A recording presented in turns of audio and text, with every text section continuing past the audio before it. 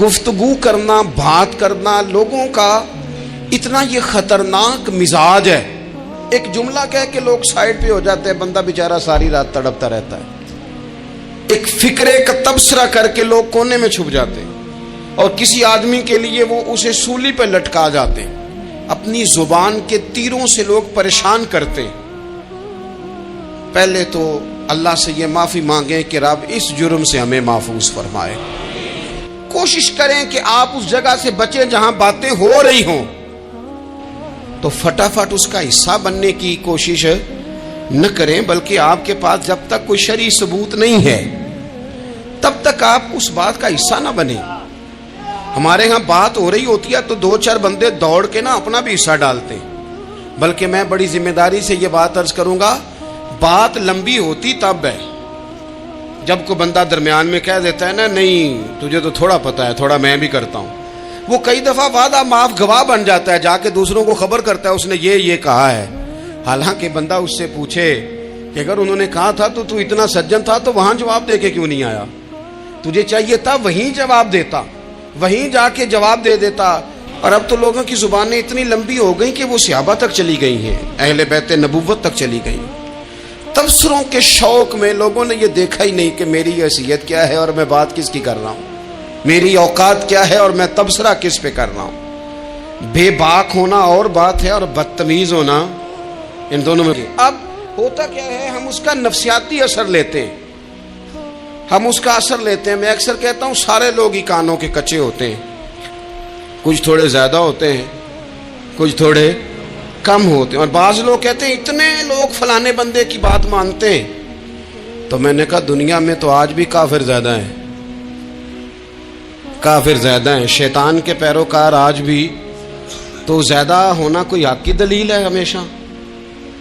یہ کیا بات ہوئی کہ فلانے کی اتنے لوگ بات مانتے ہیں؟ یہاں تو میں نے یہ دیکھا ہے اس معاشرے میں کہ جھوٹے سے جھوٹا آدمی، اس کے بھی فالوور ہوتے ہیں. دغے باز سے دغے باز بندہ، اس کے بھی گویوں کے فالوور، اداکاروں کے فالوور، فلانے کے فالوور.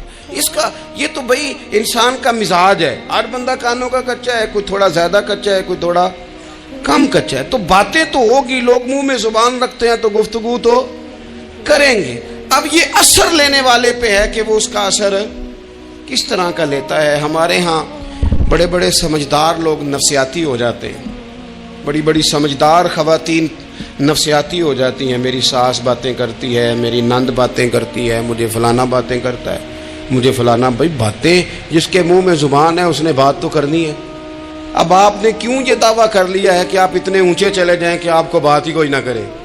کیا حرج ہے اس میں؟ اگر کوئی آپ کو بات کر دے تو کیا ہے، ہم کسی نے کر لی تو پھر کیا ہوا؟ اس کا اتنا اثر قبول کرنا کہ ساری رات سونا ہی نہ، پریشان ہو جانا. اور بعض لوگ ایسے ہیں جنہیں اتنی باتیں نہیں ہوتی جتنی انہیں ٹینشن ہوتی ہے. یعنی وہ 2 بندے کونے میں کھڑے ہیں تو میری ہی بات کر رہے ہیں. اور بھائی تو اتنا اہم نہیں ہے، انہیں کوئی اور کام بھی ہو سکتا ہے، تیری بات ہی انہوں نے کرنی. بلا وجہ لوگ سمجھتے ہیں کہ میں بڑا اہم آدمی ہوں، وہاں بھی مجھ پہ تبصرہ ہو رہا ہے، یہاں بھی ہو رہا ہے. اس پہلو سے باہر آئیں، اس کمپلیکس سے نکل آئیں. ابن حزم کہتے ہیں کہ مصر میں ایک تاجر بڑا کامیاب ہو گیا تھا، بڑا کامیاب تاجر ہو گیا. تو زندگی میں جتنے لوگ بھی کامیاب ہوتے ہیں ان سے حسد ہوتا ہے.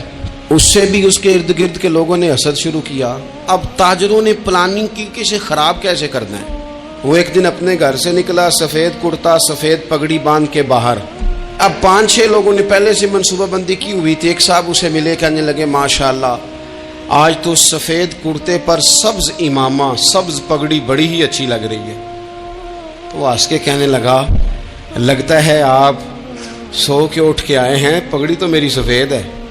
اس نے کہا چلو پگڑی تو سبز ہی ہے، باقی آپ نہیں مانتے تو آپ کی مرضی. وہ آگے بڑھا تو اب کیونکہ پلاننگ تھی تو ایک شخص اور ملا. اس نے کہا کیا بات ہے، سفید کرتے پر آپ کا پیلے رنگ کا امامہ کیا جچتا ہے. اس نے کہا یار کو خدا کا خوف کر. ہنس کے کہا کیا ہو گیا، تیری اینک کا نمبر تو نہیں تبدیل ہونے والا ہوا؟ اور بھائی میں نے تو سفید کرتا اور سفید ہی امامہ باندھا ہے. اب 2-3 لوگوں کی دفعہ تو وہ مسکرایا، لیکن وہ ڈھیر سارے لوگوں نے منصوبہ بندی کی تھی. وہ جب چوتھے کے پاس گیا تو اس نے بھی کہا کہ کیا بات ہے سفید کرتے پر پیلے رنگ کے امامے کی. اس نے کہا پیلا کہاں ہے؟ اب وہ غصے ہونے لگا. اب وہ چھٹے کے پاس گیا تو اس نے کہا جناب کیا بات ہے, سفید کرتا اور کالا امامہ. اب وہ غصے میں اتنا باولا ہوا کہ پہلے ہنسا پھر رویا, پھر اسے سمجھ نہ آئی کہ دکان کا تالا کس چابی سے میں نے کھولنا ہے. بس وہ شام ہوئی تو اس بیچارے کو بچوں نے روڑے مارنے شروع کر دیے. وہ اتنی تکلیف میں آ گیا کہ لوگ اسے پاگل کہنے لگے. کیوں؟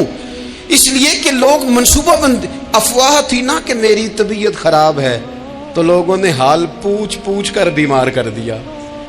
لوگوں کی باتیں, لوگوں کے تبصرے, لوگوں کے کومنٹس. بولے امام شافعی, امام شافعی فرمانے لگے لوگوں کی باتیں پتھروں کی طرح ہوتی ہیں, یہ روڑوں کی طرح ہوتی ہیں. اگر انہیں کمر کے اوپر رکھ لو گے نا تو یہ تمہاری کمر توڑ دیں گی, اور اگر تم ان کو اپنے پیروں کے نیچے رکھ لو گے تو تمہارا قد اونچا ہو جائے گا.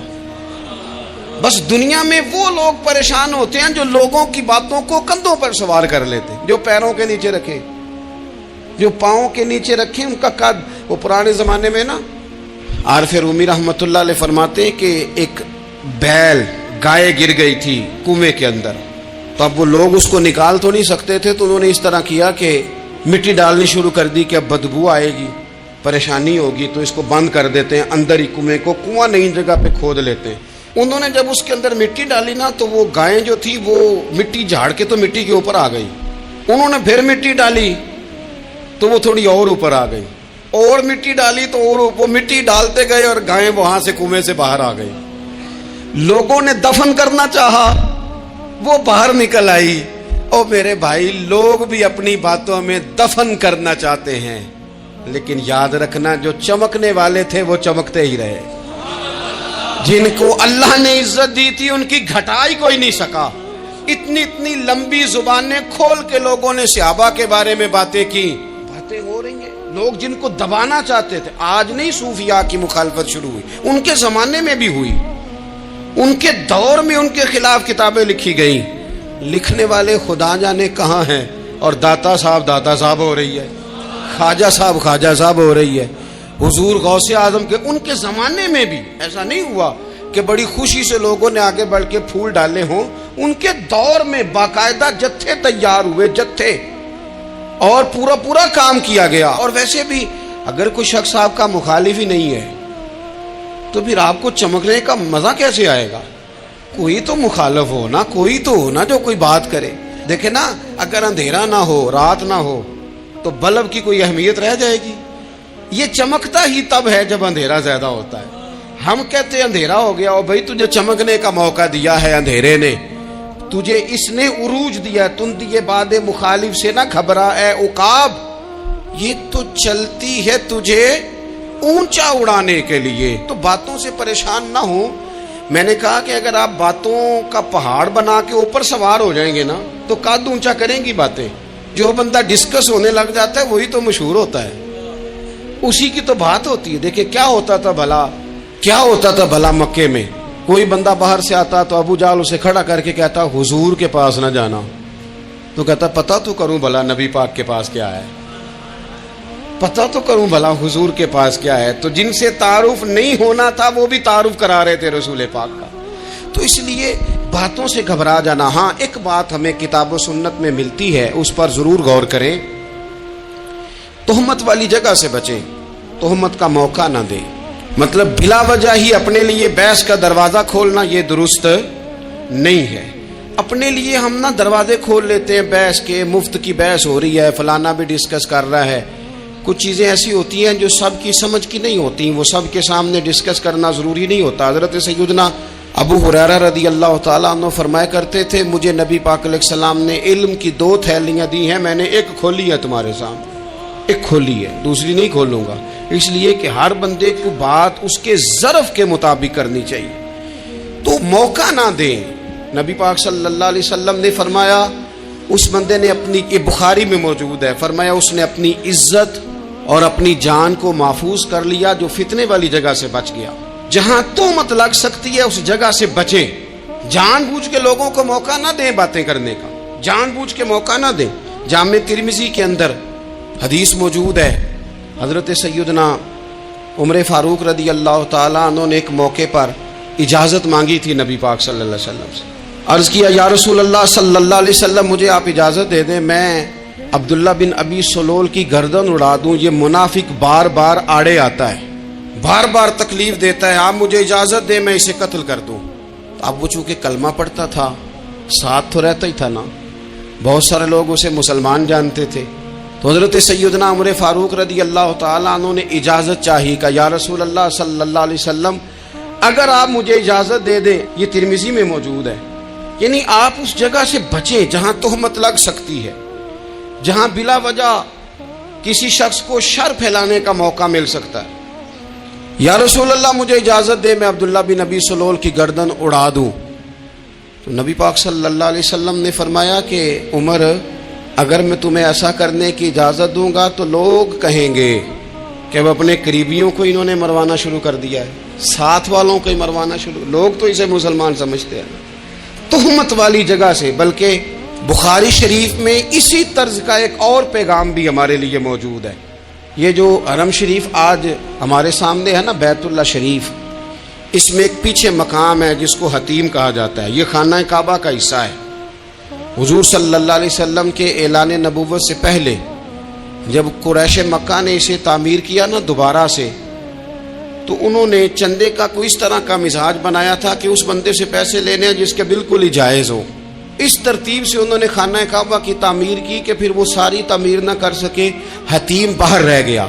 تو نبی پاک صلی اللہ علیہ وسلم نے ایک دن فرمایا، بخاری میں موجود ہے، حضور فرمانے لگے عائشہ اگر تمہاری قوم جاہلیت کے قریب نہ ہوتی، کیونکہ ابھی قریب جاہلیت چھوٹی ہے نا، ابھی لوگوں نے کلمہ پڑھنا شروع کیا ہے، فرمایا اگر یہ جاہلیت کے قریب نہ ہوتے تو میں کعبے کو انہی بنیادوں پر دوبارہ بنا دیتا جن بنیادوں پر حضرت ابراہیم علیہ السلام نے بنایا تھا. لیکن چونکہ یہ جاہلیت کے قریب ہیں، ان کی سمجھ میں چیز نہیں آئے گی، یہ شک میں پڑ جائیں گے، پریشان ہو جائیں گے، لہذا میں یہ کام نہیں کرتا. بہت ساری چیزیں ایسی ہیں کہ جن کی وجہ سے بعض سادہ لوگ ابہام کا شکار ہوتے ہیں. ابہام کا ہمارے علماء نے اس طرح کیا کہ بڑے طے کر کے عقائد کے عنوانات امت تک پہنچائے. ہر آدمی ہر شعبے کا اسپیشلسٹ نہیں ہوتا. بہت ساری لوگ باتیں مریض کے سامنے کرنے والی نہیں ہوتی، وہ صرف لواحقین کو بتانے والی ہوتی. پھر کچھ لوگ اور آئے جنہوں نے کہا کہ ہم تو ایفیشنسی دکھائیں گے، کچھ خاص ہر بات کھول کر لوگوں کے سامنے رکھیں گے. تو اس کا نقصان پھر یہ ہوتا ہے کہ سادہ لوگ مشکلات کا شکار ہوتے ہیں. وہ پھر جب کہتے ہیں ہر چیز ڈسکس کر لینی چاہیے تو پھر باتیں دور نکل جاتی ہیں. پھر لوگوں نے انبیاء کرام علیہم السلام کی اجتہادی خطاؤں کو ڈسکس کرنا شروع کیا. ربنا ظلمنا انفسنا، اگر حضرت آدم یہ لفظ کہیں تو ان کے لیے تو ٹھیک ہے، لیکن اگر کوئی غلام اور امتی اور بیٹا اٹھ کے یہ لفظ کہے تو اس کے لیے ٹھیک نہیں ہے. تو میرے عزیز ایسے کام نہ کریں جس کی وجہ سے بلا وجہ بحث کا. ہمارے یہاں کچھ لوگوں کو شوق ہے خبروں میں رہنے کا، وہ ایسی باتیں چھیڑتے ہیں جن سے نہ وہ خبروں میں رہ سکیں. میں نے دیکھا ہے وہ کہتے ہیں جی میں نے کوئی انوکھی بات کرنی ہے. بھئی انوکھی بات کرنے سے بندہ مشہور تو ہو جاتا ہے. ہمارے زمانے میں مشہور ہی وہ ہوتا ہے جو دوسروں سے ذرا ہٹ کے بات کرے، انوکھی کرے. وہ ہمارے لطیفہ لکھا ہے نا، ایک اہل عرب کا ایک ہجا نام کا عربی کا ایک لطائف سنانے والا شاعر ہے. تو وہ کہتا ہے کہ ایک شخص نے ایک دفعہ کہہ دیا تھا گدھا کھانا جائز ہے. تو بڑے بڑے علماء اس کے گھر چلے گئے کہ بھئی کوئی دلیل، کوئی جزیہ، کوئی کہاں سے، کوئی کتاب، کوئی حوالہ، کوئی شے. اس نے کہا روز آؤ گے ایک ایک بندے کو بتاؤں گا، کٹھا اسٹیج لگاؤ، ایک ہی دفعہ حوالے دیتا ہوں، روز نہیں دیے جاتے. وہ اسٹیج لگ گیا، دنیا جمع ہو گئی جنہوں نے کبھی ٹائم نہیں نکالنا. تو یہ ذرا انوکھی بات جو کر رہا تھا تو سارے لوگ آ گئے. تو وہ اسٹیج پہ چڑھا تو کہنے لگا مجھے جانتا کوئی نہیں تھا. چلو اب بدنام جو ہوں گے تو کیا نام نہ ہوگا. اب قیامت تک کہو گے تو صحیح نا، اس مولوی دے گھر جنہیں ایک بار آخیا نہیں سی گدھا کھانا جائز ہے، چلو بدنام جو ہوں گے تو کیا. تو بہت سارے ایسے لوگ ہیں جو ہیں بدنام، پر چلو نام تو ہو گیا نا. بدنامی صحیح، شرارت صحیح، شیطانیت صحیح، لیکن نام تو ہو گیا. تو اس لیے کوئی ایسا انوکھا کام جس سے لوگوں کی، میں آپ سے بڑی گزارش عرض کروں، اعلیٰ حضرت بریلوی رحمۃ اللہ علیہ نا لالٹین کے اندر مٹی کا تیل جلایا جاتا ہے ہمارے ہاں، تو مٹی کا تیل ظاہر ہے اس سے بدبو آتی ہے، تو مسجد میں وہ جلانا